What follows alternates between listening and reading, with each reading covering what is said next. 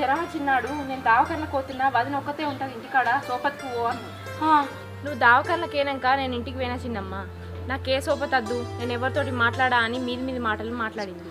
ఇల్లు దాటి అటేటు పోగానే నా రేంజ్ ఎక్కడ ఆమె రేంజ్ ఎక్కడ, నేను గామతోటి మాట్లాడాలని అన్నట్టు మాట్లాడింది. నా చెవులో నిండిన చిన్నమ్మ, నాకు మస్తు బాధ అనిపించింది. అందుకే నువ్వు మాట్లాడకు నాతో.